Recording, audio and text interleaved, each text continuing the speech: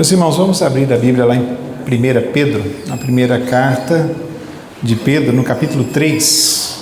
1 Pedro 3. Nós vamos ler do verso 1 a 12 e depois o capítulo 4 e o verso 7 apenas, para iniciarmos as leituras decorrentes da meditação dessa noite.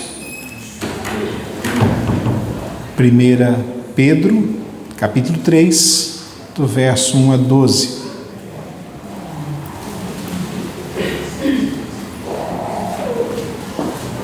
Bem lá no finalzinho da escritura, né, da Bíblia.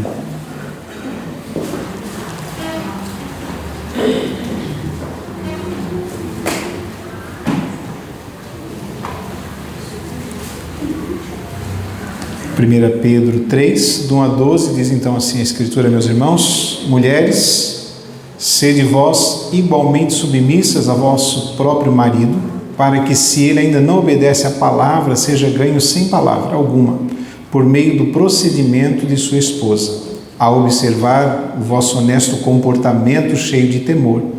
Não seja o adorno da esposa o que é exterior, como frisado de cabelos, adereços de ouro, aparato de vestuário.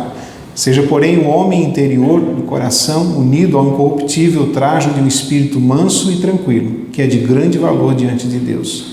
Pois foi assim também que a si mesmas se ataviaram, outrora, as santas mulheres que esperavam em Deus, estando submissas a seu próprio marido, como fazia Sara, que obedeceu a Abraão, chamando-lhe Senhor, da qual vós vos tornastes filhas, praticando o bem e não temendo perturbação alguma. Maridos, vós igualmente vivei a vida comum do lar, com discernimento e tendo consideração para com a vossa mulher como parte mais frágil, tratai-a com dignidade, porque sois juntamente herdeiros da mesma graça de vida, para que não se interrompam as vossas orações. Finalmente, sede todos de igual ânimo, compadecidos, fraternalmente amigos, misericordiosos, humildes, não pagando mal por mal ou injúria por injúria, antes, pelo contrário, bendizendo, pois para isto mesmo, fosse chamados, a fim de receberdes bênção por herança. Pois quem quer amar a vida e ver dias felizes, refreie a língua do mal e evite que os seus lábios falem dolosamente. Aparte-se do mal, pratique o que é bom, busque a paz, empenhe-se por alcançá-la. Porque os olhos do Senhor repousam sobre os justos e os seus ouvidos estão abertos às suas súplicas, mas o rosto do Senhor está contra aqueles que praticam males. Verso 7, podemos ler até o 11, inclusive. Ora, ou melhor, do capítulo 4, perdão, meus irmãos, capítulo 4 agora, versos 7 a 11. Ora, o fim de todas as coisas está próximo, sede, portanto, criteriosos e sóbrios a bem das vossas orações. Acima de tudo, porém, tende amor intenso um para com os outros, porque o amor cobre multidão de pecados. Sede mutuamente hospitaleiros, sem murmuração. Servi uns aos outros, cada um conforme o dom que recebeu, como bons despenseiros da multiforme graça de Deus. Se alguém fala, fale de acordo com os oráculos de Deus. Se alguém serve, faça-o na força que Deus supre, para que em todas as coisas seja Deus glorificado por meio de Jesus Cristo, a quem pertencem a glória e o domínio pelos séculos dos séculos. Amém. Já oramos, né? Tanto o presbítero Valdir quanto o diácono Paulo oraram por esse momento da mensagem. Então, que Deus assim agracie os nossos corações mais uma vez nessa noite. Quando nós olhamos a Escritura, ao longo dela, né, uma das coisas que aparece de forma sempre bem constante é a própria oração. Já falei que a oração é um meio de graça. O que é um meio de graça? São instrumentos ou veículos que o próprio Deus instituiu para que, através da utilização destes, nós venhamos a receber a sua graça em nossa vida. A oração é um meio de graça. A pregação da palavra, o ouvir da palavra é um meio de graça. O batismo é um meio de graça. A Santa Ceia é um meio de graça. Instituições que Deus nos deu para que, através da utilização dessas ferramentas, né, o Senhor próprio nos abençoe à medida que nós cumprimos, obedecemos aquilo que Ele traz à nossa vida. E bem nós conhecemos, até por sermos cristãos inclusive, e fazemos isso, né, com maior frequência, sabemos muito bem o que é a oração, né? Nós já oramos, nós já recebemos resposta de oração, nós também não fomos respondidos em alguma oração, conhecemos vários textos, né? Jesus fala muito sobre a oração, sobre a insistência da oração, por exemplo. Jesus deixa claro que a oração é esse instrumento da graça de Deus para a nossa vida. O apóstolo Paulo, mencionei inclusive, né, quando eu mesmo orava a respeito dessa condição com relação à oração, que é orar sem cessar, ou seja, constantemente, por onde a gente anda, por onde a gente vai, em pensamento, colocando a nossa vida e as nossas palavras diante de Deus. Orações que vimos, né, recentemente com a SAF, que pode ser de adoração, de petição, de confissão, de intercessão, né? Orações de súplicas, orações onde nós nos derramamos diante de Deus para que Ele venha nos agraciar constantemente. E a Bíblia tem uma série de instruções com relação à oração. E eu acho interessante, né, na Escritura, que ela é sempre um mar muito denso de coisas especiais e maravilhosas que a gente vai aprendendo à medida que a gente vai avançando na fé cristã. Algumas coisas são mais simples, outras trazem um pouco mais de mas de necessidade, é a melhor palavra, de que a gente reflita, pense, seja inteligente com relação às coisas que a Escritura diz. Quando a gente olha partes de textos relacionados à oração, a gente fica convicto de algumas coisas, mas quando a gente completa com outros textos é que a gente consegue perceber qual é o bojo desse conteúdo e dessa doutrina, e nesse caso agora relacionado também à oração, né? Por exemplo, uma coisa interessante que Jesus disse: olha, se alguém tiver fé e dizer para esse monte, sai daqui e vai para o outro lado, assim acontecerá. Só que quando nós olhamos também 1 João no capítulo 5, e nós percebemos ali, quando João fala sobre a oração, ele diz: olha, se você pedir alguma coisa estando dentro da vontade de Deus, isso sim pode se tornar realidade, parafraseio eu. Ou seja, não é necessariamente algo que você, sem razão, sem motivo, sem esse bojo da soberania divina e do desejo da vontade de Deus, vai falar alguma coisa e de repente tudo acontece miraculosamente. Não é assim que funciona. E a gente sabe disso porque já fizemos pedidos que não se concretizaram, porque a vontade de Deus é maior e soberana. Um dos exemplos disso é a oração de Paulo, quando diz ele que tinha um espinho na carne, a qual nós não sabemos o que é, e diz ele que 3 vezes ora ao Senhor, e o Senhor diz apenas a ele: a minha graça te basta. Coisas que já experimentamos também na nossa vida, diante das nossas próprias aflições e dos nossos desejos de termos a oração atendida. Quando nós olhamos, por exemplo, para João Calvino, né, nas Institutas, o maior capítulo que ele dedica é relacionado a esse tema, o tema da oração. Inclusive ele diz da oração ou a oração em algumas tradições, e complementa dizendo que é o principal exercício da fé e pela qual recebemos diariamente os benefícios de Deus. A oração é justamente esse instrumento, principal exercício da fé e também meio pelo qual nós recebemos os benefícios de Deus no nosso dia a dia.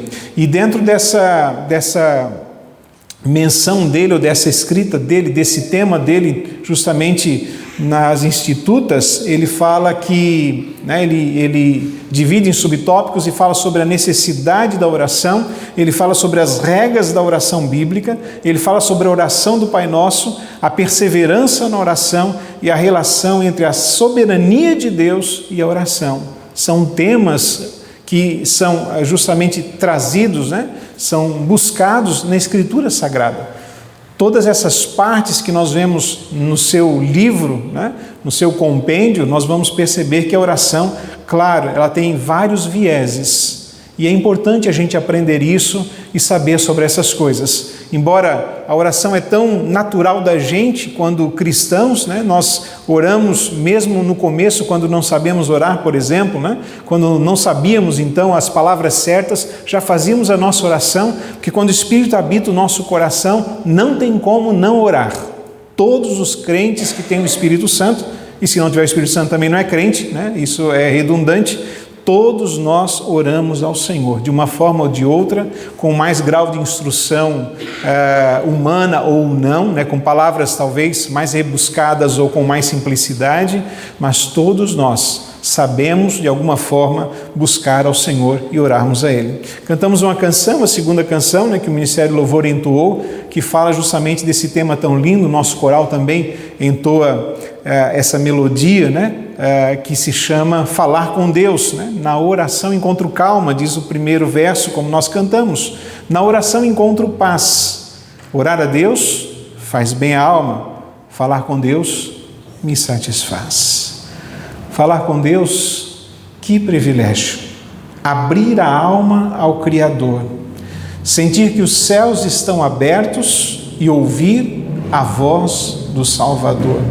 E aí vem a terceira estrofe, depois do coro, que diz também: falar com Deus é o que preciso, pois Ele é fonte de poder, só nele a vida faz sentido, pois me dá forças para viver. E então, coroando essa linda melodia, né, o coro diz: grande é o nosso Deus e as obras que Ele faz, o seu amor não tem limite, em seu perdão encontro paz. E isso é trazido a nós também através desse meio de graça e da oração. Embora fiz uma leitura de todo um contexto, né, desses textos que nós lemos da primeira carta aqui escrita por Pedro, nós vamos perceber dentro desse texto algumas coisas relacionadas à oração. E, portanto, o título dessa mensagem é A Oração que Deus Ouve.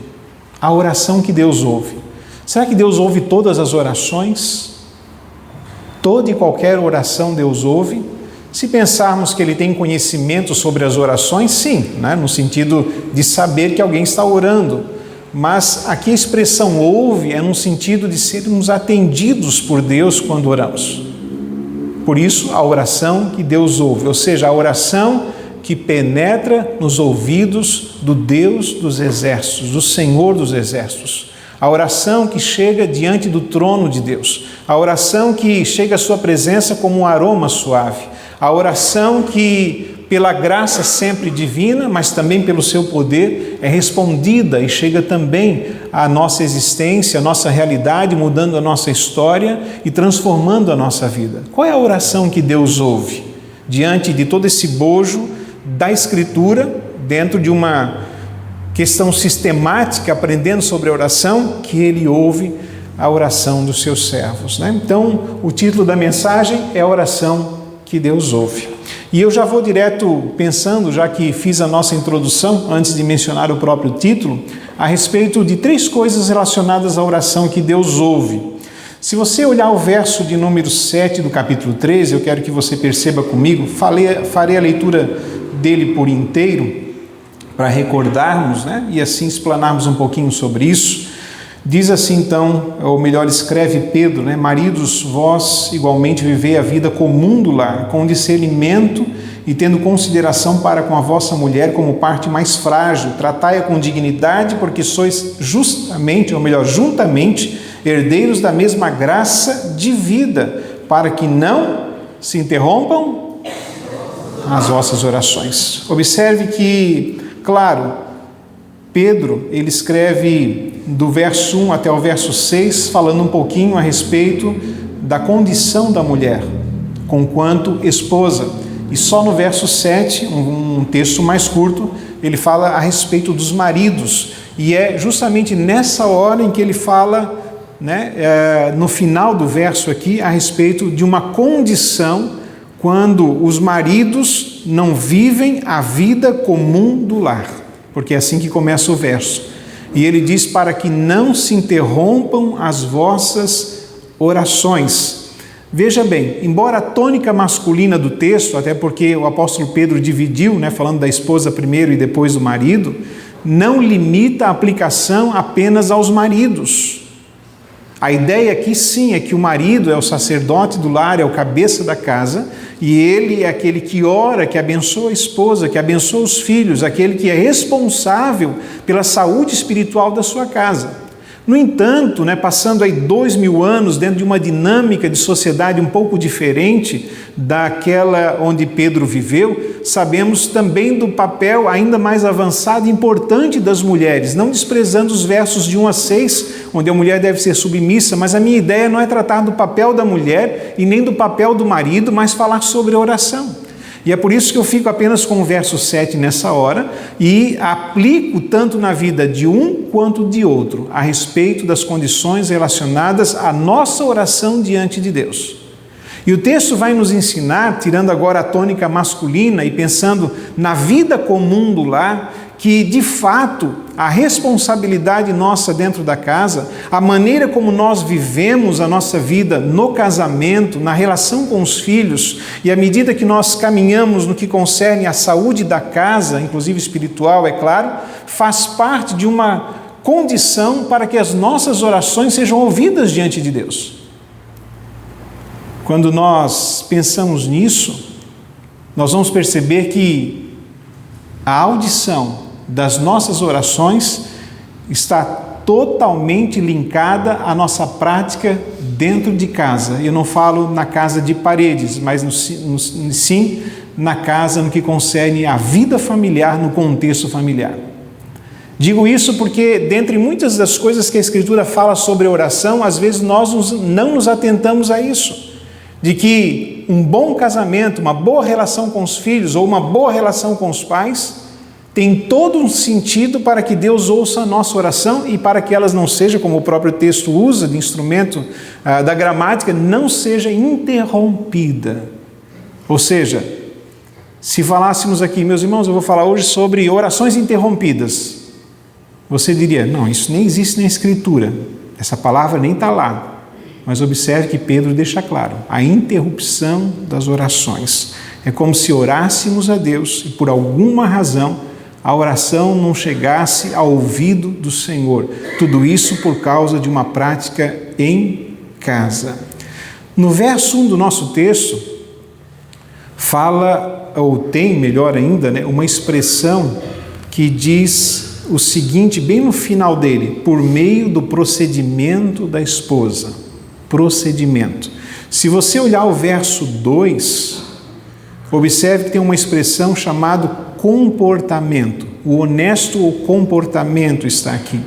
Se você olhar o verso de número 4, você vai perceber que há ali a expressão manso, um espírito manso, ou seja, mansidão. E se você olhar o verso de número 6, embora a palavra não apareça de fato, diz como fazia Sara que obedeceu a Abraão, chamando-lhe Senhor, da qual vós os tornastes filhas, ou seja, havia um respeito com relação ao marido, e claro, dentro desse contexto bíblico, mas agora também não aplico às mulheres, e sim ao casal, ao homem, à mulher, o filho, dentro do lar.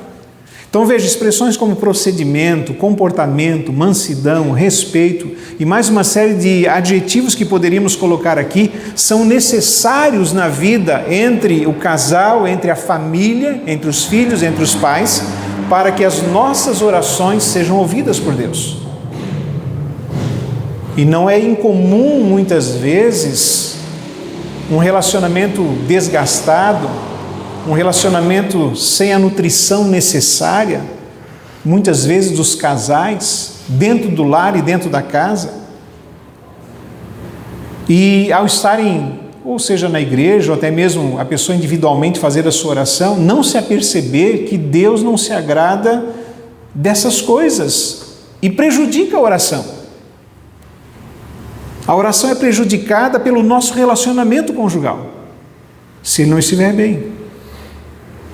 É necessário nos atentarmos para os detalhes da Escritura, por isso que eu falei que ela é um mar de profundidade, de coisas maravilhosas que a gente aprende a cada hora. Porque muitas vezes nós temos o básico da oração, e até gostamos dos versos de Jesus, olha, batei e abri-se-vos-á. Quando ele fala da insistência da oração, quando ele fala da mulher que importuna um juiz, e ele diz, olha, eu não quero te ouvir, mas está importunando tanto que eu vou te atender. Falando a respeito da insistência da oração. E textos que o monte vai se mover, se você tiver fé igual um grão de mostarda e tudo isso vai acontecer. E a gente gosta desses textos da oração porque eles chamam a nossa atenção. e até são talvez mais falados, né, por causa até do próprio Evangelho, foi Jesus que disse. Mas quando nós olhamos a Escritura, nós vamos descobrindo algumas coisas relacionadas à oração que podem impactar o nosso dia a dia. E às vezes, por exemplo, pensamos assim, não, Deus não ouviu a minha oração, não ouviu a oração de alguém, talvez porque faltou fé, e a gente justamente leva só para o lado mais conhecido. Mas observe que uma vida que não está sendo no lar tratada com adequação, pode sim, de alguma forma, interromper as nossas orações. Quando fala ao marido, né, diz, olha, viver a vida comum do lar, com discernimento, tendo consideração para com a vossa mulher, nesse caso como parte mais frágil, diz a Escritura. Tratai com dignidade, porque juntamente sois com ela herdeiros da graça de Deus. Também a mulher é a mesma coisa. Tratar com dignidade, com respeito, assim como ensina os versos anteriores, com discernimento, sendo submissa, no caso das mulheres, como os textos anteriores, vivendo a vida comum do lar. O que é viver a vida comum do lar? É os dois estarem atentos a todas as necessidades, responsabilidades com relação à vida comum da casa. A vida comum da casa. Deus atende a oração de um casal e de uma família que caminha segundo a palavra de Deus, segundo o procedimento que devem ter no coração, no comportamento, na vida como um todo, homens e mulheres que amam a Deus e professam o seu nome. A vida comum nossa, a vida comum da família, tem profundo impacto no resultado das orações. Pense nisso.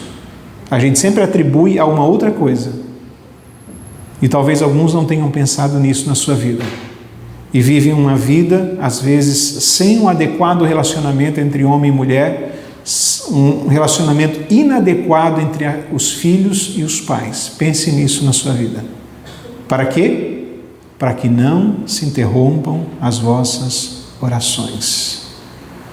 Não basta orar, é preciso orar com propriedade. Não basta fazer uma menção de palavras, Deus está atento à nossa vida. É necessário consertar a vida, é necessário consertar o casamento, é necessário consertar as relações familiares, para que Deus ouça as nossas orações. Segundo lugar, aí eu não falei, né? Pode botar no primeiro, isso, está ali. A oração de um lar santificado, meus irmãos. Deus ouve, que oração Deus ouve? Deus ouve a oração de um lar santificado. Segundo lugar, Deus ouve a oração de um relacionamento fraternal. A oração de um relacionamento fraternal, Deus ouve. Veja comigo o verso, nós já lemos, né, do 3, aí do 8 ao 12. Veja comigo o verso 12 apenas. Porque os olhos do Senhor repousam sobre os justos, e os seus ouvidos estão abertos às suas súplicas. Mas o rosto do Senhor está contra aqueles que praticam males. Praticar males não é uma coisa só relacionada ao ímpio, porque Pedro está orientando a igreja, o povo de Deus. Pedro está falando a respeito daqueles que são servos do Senhor, mas não estão tendo uma vida condigna com a palavra de Deus. Nesse contexto, observe que no verso 8, por exemplo, ele diz, olha, fraternalmente amigos, finalmente sede todos de igual ânimo, compadecidos, fraternalmente amigos, misericordiosos, humildes, não pagando mal por mal, injúria por injúria, antes pelo contrário, bem dizendo, pois para isto mesmo fosse chamados a fim de receberdes bênção por herança. Quem abençoa, recebe bênção por herança, pois ele cita o Salmo 34 aqui, do verso 12 ao 16, quando diz assim, quem quer amar a vida e ver dias felizes, refreia a língua do mal e evite que os seus lábios falem dolosamente. Aparte-se do mal, pratique o que é bom, busque a paz e empenhe-se por alcançá-la. E aí sim, Deus faz o quê? Ouve a oração, porque o seu rosto está voltado para aqueles que são justos. Mas para os que praticam males, o rosto do Senhor se vira. E se seu rosto se vira, embora Deus não tenha rosto, né? Aqui é uma expressão para entendermos e didaticamente aprendermos a respeito desses temas, o seu ouvido também não estará voltado à oração daqueles que praticam males, daqueles que têm dificuldades nos seus relacionamentos com relação à fraternidade. Então veja bem, primeiro Deus ouve a oração de um lar santificado, depois Deus ouve a oração de um relacionamento fraternal. Os irmãos se lembram daquele texto em que Jesus nos ensina de que se nós fôssemos fazer uma oferta, nós antes, caso tivéssemos problema com alguém, deveríamos fazer as pazes, buscar o relacionamento e depois fazer a oferta? A oferta ali não é uma oferta como fazemos hoje em dinheiro, não é isso. Não é oferta financeira. A oferta ali era o sacrifício oferecido em culto a Deus. A oferta hoje não é o dinheiro, é o próprio culto. O culto é a nossa oferta a Deus. Então veja bem, quando nós não temos as pazes com pessoas e o nosso coração está com problemas, primeiro o nosso culto, segundo Jesus, não é aceito como deveria. Segundo, a Escritura diz através de Pedro que o rosto do Senhor não está voltado a pessoas que não têm um relacionamento fraternal. Eu sei que é difícil, né? Não vamos entrar na seara agora das questões dos relacionamentos, porque eu quero falar sobre oração. E aqui, claro, aqui já cria-se possibilidades para explanar um pouco mais esse assunto relacionado à fraternidade entre irmãos. Mas não é o meu caso nessa noite. Sabemos das dificuldades dos relacionamentos. Sabemos que ao fazer as pazes com alguém, ou tentarmos fazer as pazes com alguém para virmos ao culto, ou seja, oferecemos o nosso sacrifício, que é o fruto de lábios que confessam o nome do Senhor, a outra pessoa, a outra parte pode não querer fazer as pazes, mas, claro, a nossa responsabilidade é de fazê-la, ou procurar pelo menos fazê-la. Porque Deus ouve a oração de pessoas que se relacionam fraternalmente, que agem por bem, que não revidam, como diz o texto, que não deixam de bendizer, que não injuriam, mas que são misericordiosos, como diz o verso 8, que são compadecidos, que são humildes. A estes Deus ouve a oração. Você já pensou nisso? Eu já ouvi tantas pessoas às vezes dizerem assim, você já ouviu também, né? Ah, Deus tem falado ao meu coração. Ah, Deus falou comigo sobre isso. Ah, Deus me disse para fazer assim. Ah, eu senti que é assim. E você sabe que a pessoa está tendo grandes problemas relacionais. Ah, eu orei a Deus e Ele me deu a direção. Será? Não que Deus não seja compassivo e não nos direcione mesmo em momentos tensos da nossa vida.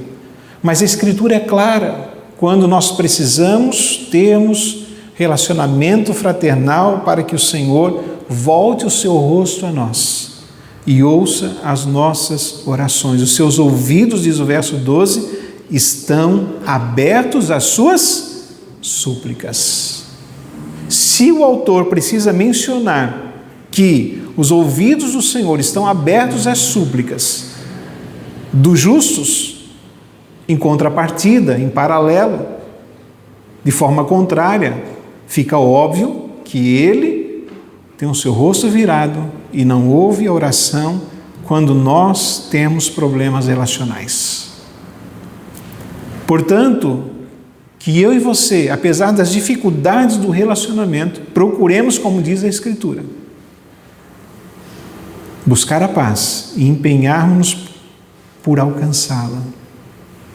E fazer isso com diligência, com temor diante de Deus. Porque diante de muitas possibilidades, às vezes nós mesmos, nós mesmos deixamos que, não, fica assim mesmo, tá bom, não é culpa minha, né? Deixa dessa forma. E vamos levando a nossa vida com uma série de problemas relacionais. Deus ouve a oração de um relacionamento fraternal. Quando somos amigos, quando somos irmãos, quando cumprimos os deveres da Escritura, o ouvido do Senhor está bem e plenamente aberto. Observe comigo o Provérbios. Eu vou fazer a leitura de 3 textos aqui, para enriquecer essa parte do sermão. Eu esqueci de fazer a leitura do primeiro ponto, de outro texto que teria, mas vamos fazer a leitura aqui, não voltando mais para o primeiro ponto, né? Provérbios capítulo 6,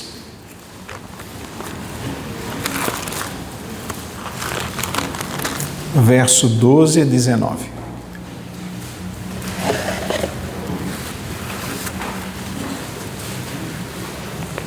Veja comigo. Farei leitura. Diz assim: o homem de Belial, o homem vil, é o que anda com a perversidade na boca. Acena com os olhos, arranha com os pés e faz sinais com os dedos. No seu coração há perversidade, todo o tempo maquina o mal, anda semeando contendas, pelo que a sua destruição virá repentinamente, subitamente será quebrantado sem que haja cura. 6 coisas o Senhor aborrece, e a 7ª a sua alma abomina: olhos altivos, língua mentirosa, mãos que derramam sangue inocente, coração que trama projetos iníquos, pés que se apressam a correr para o mal, testemunha falsa que profere mentiras e o que semeia contenda entre irmãos. Tiago capítulo 3.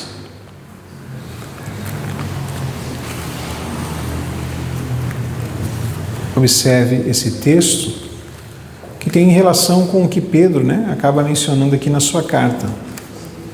Tiago, capítulo 3, um pouco antes aí de Pedro, onde a gente estava. Verso 1 a 12, um pouco mais longo o texto também, mas faço questão de ler e a gente vai aprendendo, meus irmãos? Aqui fala sobre a língua, que às vezes somos acometidos por essa condição, todos nós, sem exceção. E o texto vai dizer justamente isso, que o varão se torna perfeito quando consegue dominá-la plenamente. Então diz assim: meus irmãos, não vos torneis muitos de vós mestres, sabendo que havemos de receber maior juízo, porque todos tropeçamos em muitas coisas. Se alguém não tropeça no falar, é perfeito varão, capaz de refrear também todo o corpo. Ora, se pomos freio na boca dos cavalos para nos obedecerem, também lhes dirigimos o corpo inteiro. Observai igualmente os navios que, sendo tão grandes e batidos de rijos ventos, por um pequeníssimo leme são dirigidos para onde queira o impulso do timoneiro. Assim também a língua, pequeno órgão, se gaba de grandes coisas. Verdade isso, Vede como uma fagulha põe em brasas tão grande selva. Ora, a língua é fogo, é mundo de iniquidade. A língua está situada entre os membros de nosso corpo e contamina o corpo inteiro, e não só põe em chamas toda a carreira da existência humana, como também é posta ela mesma em chamas pelo inferno. Pois toda espécie de feras, de aves, de répteis e de seres marinhos se doma e tem sido domada pelo gênero humano. A língua, porém, nenhum dos homens é capaz de domar. É mal incontido, carregado de veneno mortífero. Com ela bendizemos ao Senhor e Pai, também com ela amaldiçoamos os homens, feitos à semelhança de Deus. De uma só boca procede bênção e maldição. Meus irmãos, não é conveniente que essas coisas sejam assim. Acaso pode a fonte jorrar do mesmo lugar o que é doce e o que é amargoso? Acaso, meus irmãos, pode a figueira produzir azeitonas ou a videira figos? Tampouco fonte de água salgada pode dar água doce. E observe, Pedro vai falar justamente isso, usando o Salmo 34, refreia a língua do mal, para que os ouvidos do Senhor estejam abertos. E aí pensemos como igreja do Senhor, o Senhor está ouvindo as nossas orações, os nossos relacionamentos, a nossa vida com relação à condição fraternal se dá conforme aquilo que lemos em Tiago ou aquilo que orienta Pedro, para que venhamos justamente a sermos ouvidos pelo Senhor. Ouvidos pelo Senhor. É uma coisa extremamente delicada, difícil também, é verdade, mas necessária na vida cristã. Às vezes, todos nós temos isso, textos que gostamos mais, textos que nos chamam mais atenção, partes da Escritura que nos motivam e nos influenciam. partes da Escritura que nos lembramos e temos na nossa mente. No entanto, a Escritura é um todo que visa a correção constante da nossa vida, como o próprio Tiago diz, né? O quão deficiente é a nossa área nessa condição, na condição relacionada às palavras. Ele chega a dizer isso, né, de forma a nos causar espanto. Se alguém domina as suas próprias palavras, é varão perfeito. E sabemos que nós não somos perfeitos, principalmente nesse sentido. Aí depois nós chegamos diante de Deus e dizemos: Senhor, ouve o meu clamor. Senhor, tem compaixão de mim. Senhor, atende a minha oração. E aí nós passamos um tempo e passamos alguns anos, talvez, ou um período de tempo, não importa, e ficamos pensando, né? Será que me falta fé? Talvez não. Talvez o que nos falte é também perceber o que mais a Bíblia fala a respeito da oração, assim também como outros temas, que não é o caso agora aqui também. Temas que estão em toda a Escritura e não apenas numa parte dela. E é na Escritura que a gente descobre a doutrina relacionada à soberania de Deus, a doutrina da salvação, a doutrina do pecado, a doutrina do Espírito Santo, as coisas que ela menciona sistematicamente sobre a oração, que Calvino sistematizou, que a nossa confissão de fé traz também a respeito, para que possamos entender que meio de graça é esse e como usá-lo da melhor forma possível. A oração não é difícil, já falei, todos nós a utilizamos. No entanto, ela é uma ferramenta poderosa, como se fosse apenas uma ilustração, é claro. Um equipamento eletrônico cheio de botãozinhos, e você não sabe o que faz cada botãozinho. Porque você fica apenas com 2 botões que você conhece. E ela está cheia de ferramentas quando nós justamente colocamos a nossa vida diante de Deus. 1 João capítulo 4. 1 João capítulo 4, um pouquinho mais à frente de Pedro agora, né? Farei uma leitura um pouquinho maior, tá? Mas acredito que vale a pena para todos nós, meus irmãos, para que a gente possa orar com propriedade.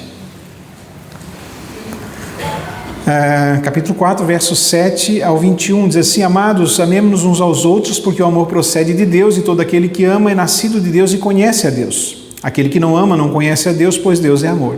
Nisso se manifestou o amor de Deus em nós, em haver Deus enviado o seu Filho unigênito ao mundo para vivermos por meio dele. Nisso consiste o amor, não em que nós tenhamos amado a Deus, mas em que ele nos amou e enviou o seu Filho como propiciação pelos nossos pecados. Amados, se Deus de tal maneira nos amou, devemos nós também amar uns aos outros. Ninguém jamais viu a Deus. Se amarmos uns aos outros, Deus permanece em nós e o seu amor é em nós aperfeiçoado. Nisso conhecemos que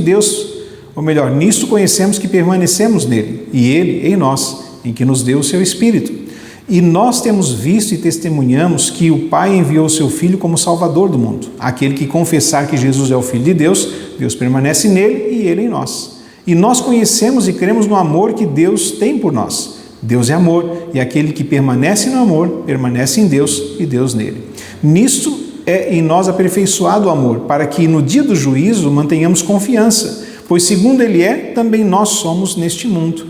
No amor não existe medo, antes o perfeito amor lança fora o medo. Ora, o medo produz tormento, logo aquele que teme não é aperfeiçoado no amor. Nós amamos porque ele nos amou primeiro. Se alguém disser, amo a Deus e odiar seu irmão, é mentiroso, pois aquele que não ama a seu irmão a quem vê, não pode amar a Deus a quem não vê. Ora, temos da parte dele este mandamento, que aquele que ama a Deus, ame também ao seu irmão. Os 3 textos lidos, Provérbios, Tiago e João, têm uma relação clara com o relacionamento fraternal, para que venhamos a desempenhá-lo segundo as nossas forças e com a graça de Deus, para que os ouvidos do Senhor estejam abertos às nossas súplicas. Não basta orar, é preciso orar com propriedade. E por último, a oração de uma vida comprometida. A oração de uma vida comprometida. No verso 7 do capítulo 4 que nós lemos, observe lá, diz o seguinte: ora, o fim de todas as coisas está próximo. Sede, portanto, criteriosos e sóbrios a bem das vossas orações. A bem das vossas orações. Veja que em 3 vezes, pelo menos nos textos que nós lemos, Pedro deixa claro uma relação com o lar santificado e a oração, com o relacionamento fraternal e com a oração. E agora digo eu, com uma vida comprometida e a oração. Dos versos 7 a 10 podemos relembrar, ou melhor, do 8 a 11, diz assim: acima de tudo, porém, tende amor intenso, embora é uma reprise até do que já falamos, né? Tende amor intenso uns para com os outros, porque o amor cobre multidão de pecados. Sede mutuamente hospitaleiros, sem murmuração, servir uns aos outros, cada um conforme o dom que recebeu, como bons dispenseiros da multiforme graça de Deus. Se alguém fala, fale de acordo com os oráculos de Deus. Se alguém serve, faça-o na força que Deus supre, para que em todas as coisas seja Deus glorificado por meio de Jesus Cristo, a quem pertence a glória e o domínio pelos séculos dos séculos. Amém. Uma vida comprometida com Deus, uma vida de serviço ao Senhor, uma vida de testemunho na sociedade, uma vida comprometida com a palavra. Hoje em dia, sempre teve isso, né? Mas hoje em dia, diante das possibilidades denominacionais e de uma série de condições que algumas pessoas trazem à vida cristã, muitas pessoas têm vivido a fé de forma sem sobriedade e sem critério, que está no verso número 7, sede criteriosos e sóbrios. O que é ter critério, principalmente? É a faculdade de julgar, é uma regra para distinguir o que é verdadeiro e o que é falso. Sem critério na vida, sem o juízo para identificar aquilo que agrada a Deus e aquilo que não agrada, fará com que tenhamos prejuízos nas nossas orações se não fazermos isso de forma adequada. Não podemos ter uma vida cristã como achamos que ela deve ser, como o mundo diz que é, não o mundo no sentido lá fora em si, né, como a gente chama, né, essa divisão entre mundo e igreja, mas como a vivência da atualidade da fé cristã diz que eu posso fazê-lo. Uma vida relapsa, uma vida que não percebe os detalhes da Escritura para ser aplicado constantemente e fielmente, que haja transformação no meu coração, na minha existência, no meu comportamento, no meu procedimento, e eu vivo uma vida mais ou menos cristã e achando que Deus vai ouvir todas as minhas orações. Se diz isso lá em Crônicas, né? Capítulo 7, não sei se é do primeiro livro ou segundo, a partir do verso 14. Se o meu povo se humilhar, se ele se arrepender dos maus caminhos, e assim mais uma série de coisas, eu ouvirei dos céus. É necessário transformações e mudanças claras. Temos critérios claros no mundo em que nós vivemos para andarmos segundo aquilo que é verdadeiro e não aquilo que é aparentemente verdadeiro, mas não é. A termos uma vida transformada de fato, mudanças reais. A sermos vistos não pela roupa que a gente veste, não pelo corte de cabelo, não pelas condições que nós temos na nossa vida de outra forma, não porque nos tornamos prósperos financeiramente, então Deus está conosco, né, como diz alguns rincões, mas por uma transformação real e sincera dos nossos corações que emana de dentro para fora e que jamais será colocada de fora para dentro, nem pela religião, nem pela denominação, nem por qualquer rito religioso, nem por qualquer prática que seja ritualística, diária, constante, a mesma coisa. Absolutamente nada disso pode transformar o interior do homem. Mas somente quando há transformações verdadeiras, quando somos criteriosos e sóbrios, há sobriedade na nossa vida, é que as nossas orações são ouvidas por Deus. E Ele faz coisas maravilhosas e tremendas quando nós assim nos encontramos na Sua presença. É claro que tem outros viés da oração, segundo a vontade do Senhor, como mencionei ali da 1 João. No entanto, meus irmãos, percebam que a oração que é ouvida a oração de uma vida comprometida. De homens e mulheres que têm um compromisso real, sincero com Deus. Claro, com suas deficiências, como a gente falou da língua inclusive, mas que mudam isso, que se transformam pela graça de Deus, pela ação do Espírito Santo, que não compactuam que coisas nesse sentido continuem na sua vida e outras muito mais que poderíamos mencionar, que sabemos que são listas de pecados, que são pecados que muitas vezes se tornam de estimação na nossa vida. E que sem critérios e com falta de sobriedade às vezes, vamos levando e a vida vai passando.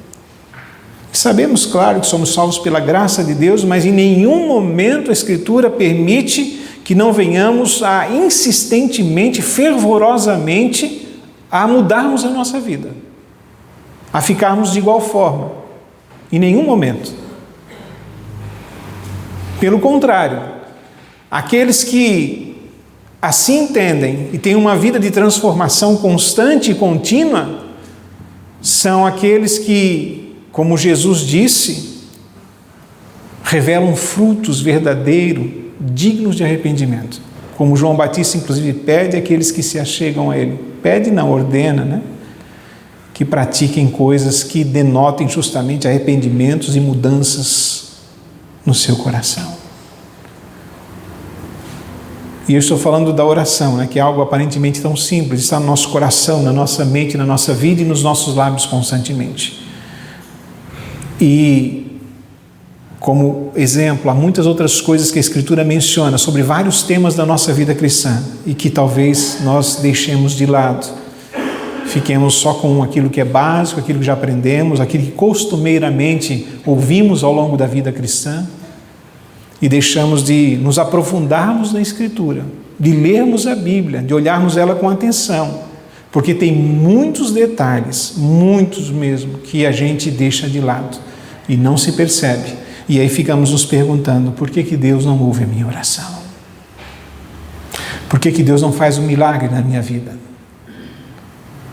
Por que Deus não entra com providência há tantos anos orando eu a respeito de um determinado assunto? E a gente insiste, né? Será que falta fé? Tem que orar com mais fé. Não, tem que orar mais vezes. Mais vezes não resolve. Embora a Bíblia nos ordena a orar sempre, insistentemente, sem cessar, sem desistir. E não tem problema de orar mais de uma vez por uma causa. Mas pensemos nisso, para o elevo dos nossos corações, para que tenhamos uma reflexão sadia do que é a vida cristã. E assim, nos pormenores da Escritura, que nos ensinam coisas profundas, a termos transformações reais no que concerne não só a vida cristã como um todo, mas também a própria oração. Não basta orar, é preciso orar com propriedade. Não basta abrir os lábios, não basta estarmos na reunião de oração, não basta nos fechar a porta do nosso quarto, mas é necessário estarmos atentos ao que a Escritura nos ensina e nos livrarmos de qualquer coisa que possa interromper as nossas orações, de qualquer coisa que faça com que o rosto do Senhor se vire e os seus ouvidos não estejam abertos às nossas súplicas, a qualquer coisa que faça que não haja o bem ou que promova o bem das nossas orações. Sejamos criteriosos, como diz o terceiro ponto que mencionei. Sejamos sóbrios, estejamos atentos à vontade de Deus para a nossa vida. E para concluir, está ali os três, pode pôr, Jussara, por favor?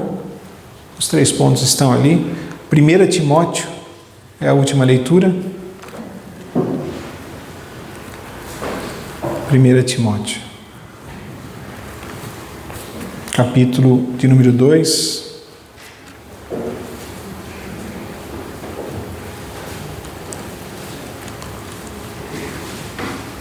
e verso 8, embora mais uma vez uma referência aos homens, justamente pela condição que já mencionei, com relação ao lar, com relação à representatividade diante de Deus, desejo que as mulheres também apliquem a si próprias. Diz então o texto: quero, portanto, que os varões orem em todo lugar, levantando mãos santas, sem ira e sem animosidade. Levantando mãos santas.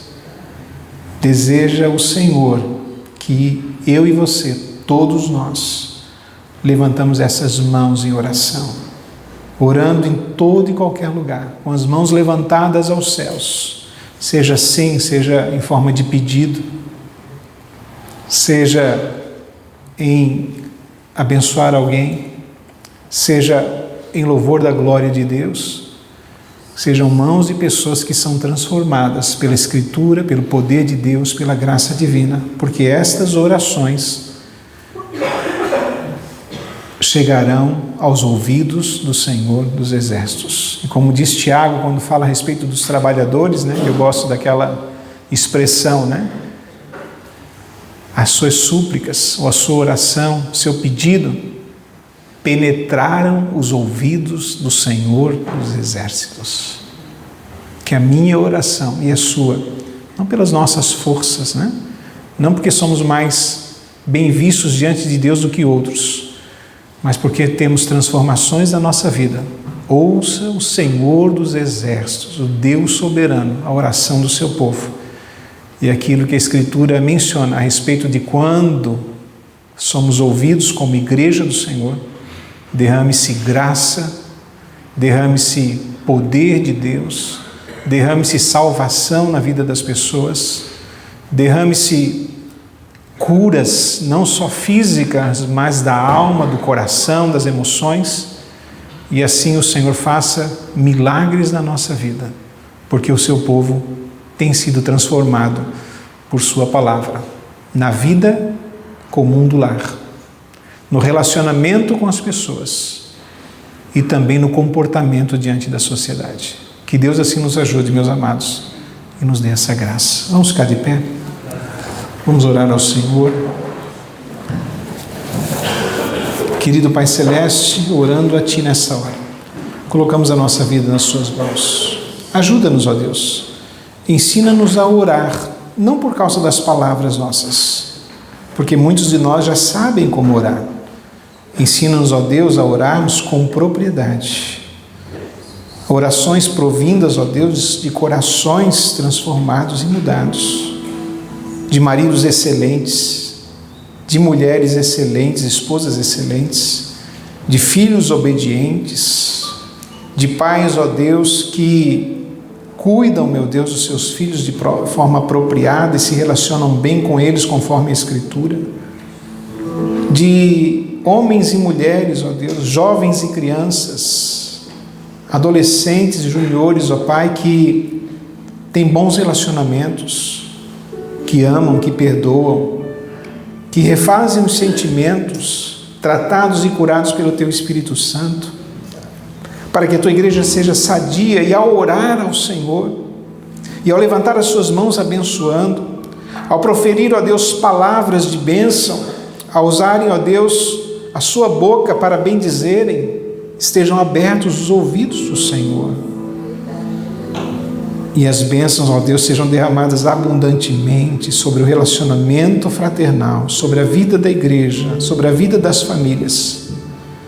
Uma igreja, meu Deus, que não se contenta em fazer o que já faz, mas tem no seu coração o desejo impetuoso de, numa semana que já começou hoje, mas que com relação à sociedade tem um pico a partir de amanhã, segunda-feira, tem um comportamento sóbrio, criterioso, no seu procedimento, no seu comportamento, nas suas próprias palavras, nas suas decisões, nas suas ações, e em tudo que está relacionado à vida cristã no mundo que jaz no maligno, para que sejam, como diz o apóstolo Paulo, luzeiros do mundo, embaixadores de Cristo, representantes do Senhor e de uma pátria que não é deste mundo, cidadãos dos céus. E assim, meu Deus, ao andarem em conformidade com a Tua palavra, ao tirarem da sua vida coisas, pensamentos, palavras, enfim, pecados, possam, ó Deus, ser ouvidos pelo Senhor, para que as orações, ó Deus, sejam ouvidas por Ti, meu Deus, e assim Tu derrame abundantemente graça sobre graça, bênção sobre bênção, ó Deus, sobre a vida daqueles que aqui estão nessa noite. Pai querido, sabemos que a Tua palavra nos ensina que o Senhor sim ouve a oração, temos certeza que a Tua misericórdia é muito grande, a Tua graça é infinita, e o Senhor nos ouve nessa hora, mesmo ainda sendo nós tão deficientes ainda, Paizinho, mas não permita, Pai, que essa condição se apegue ao nosso coração e venhamos a deixar de fazer o que a Tua palavra diz, nos seus pormenores, sejamos atentos a ela, Senhor, em cada vírgula, em cada tio, em cada expressão, porque toda ela é importante, toda ela é útil, toda ela, Senhor, pode transformar a nossa vida, toda ela, Senhor, pode fazer da nossa vida realmente uma vida a qual sonhamos e desejamos, não no que concerne ao mundo, mas no que concerne, Senhor, a vida com o Senhor, a nossa caminhada contigo, a nossa existência na Tua presença, Senhor. Ajuda-nos, ó Deus, como igreja Tua, Senhor, sobre a face da terra, como igreja do Senhor aqui presente nessa noite. Em nome de Jesus, ó Deus, assim nós rogamos, assim nós oramos. Amém, Senhor.